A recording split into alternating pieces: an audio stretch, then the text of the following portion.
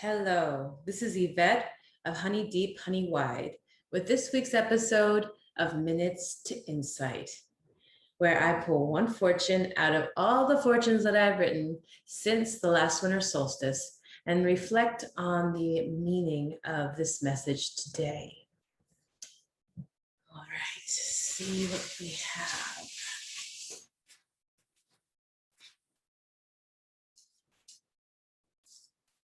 Huh.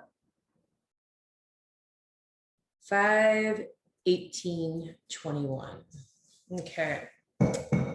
So in May 18th of this year, we got court the unknown. Don't tell it what it needs to be. Court the unknown. Don't tell it what it needs to be.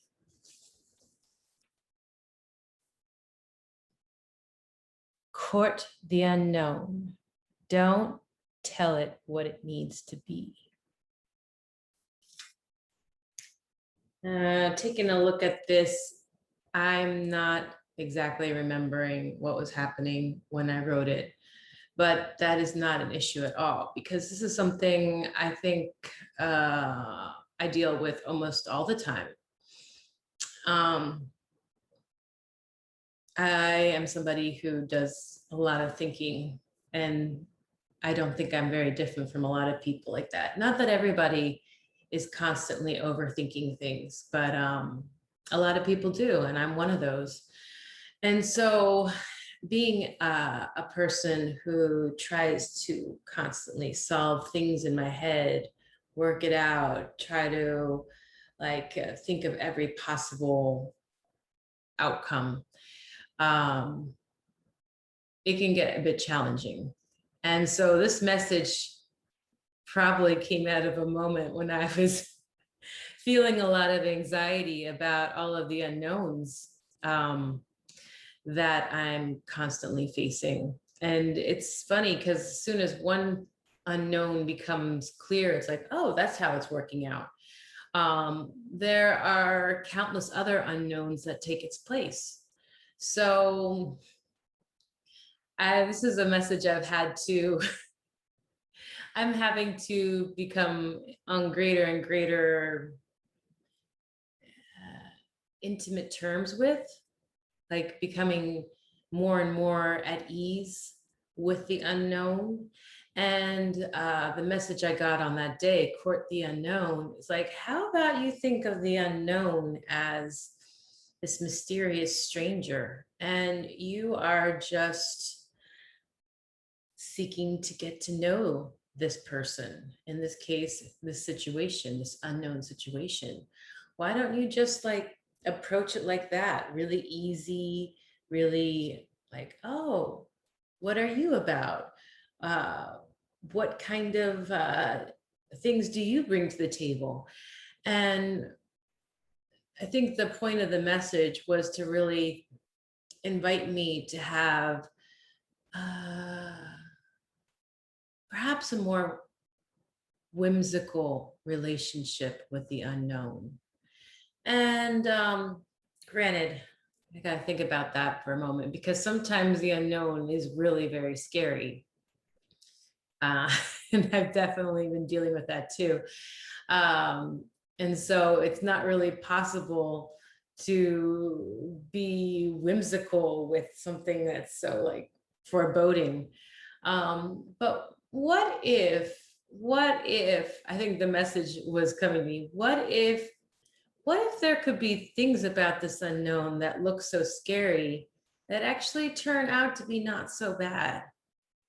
Like, what if you could just suspend thinking you know anything about the unknown? And if you knew nothing about the unknown, who says the unknown has to be bad or frightening or scary? Or even if it has some bad elements, who says it has to be all bad? Nobody. That's all in the head. And if my head can make up things like, oh, this is going to be so bad, well, doesn't it stand to reason that my head can do the opposite and decide, I think some cool stuff is coming. I think some great new opportunities are going to arrive.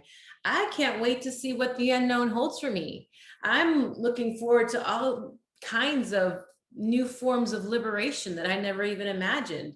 I'm looking for creative experiences and brave, new, exciting people to inspire me to think things I've never thought before. You know, if my mind can go the dark way, why not invite it to go the other way? Or if neither of those things feels really or maybe it doesn't really feel attainable to imagine that the unknown holds great things for you. Well, why not just be neutral about it? As neutral as possible. The unknown is the unknown because we simply don't know what it's about. So this message, I think, was really coming to me, inviting me to have a different relationship with the unknown, to seek to get to know it without trying to label it or put it in a box. Um, and don't tell it what it needs to be. That's another thing. It's like, okay, well, I know that I need this amount of money and I need it by this date, and I really need to have company in doing this next endeavor or this outing that I want to do. It's like you can have these ideas about how things need to be. And not to say that we don't need money. I certainly need money.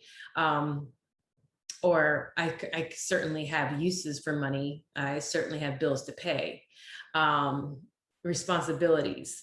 So, but not to say that those things aren't real, but instead of telling the unknown, like, well, I've got to have some kind of job that pays me this much. It's like, well, yes, if you are in need of income, of course, you're going to be needing to look for a job. But maybe step off of being so anxious about it. Maybe, have your overhead write up, like know how much money you need in a month to take care of certain things, but also have trust that things are going to work out the way they need to, one way or another. I'm not saying about being fuzzy with the figures. I'm very much somebody who likes to be very clear about exactly how much is needed and when it's needed.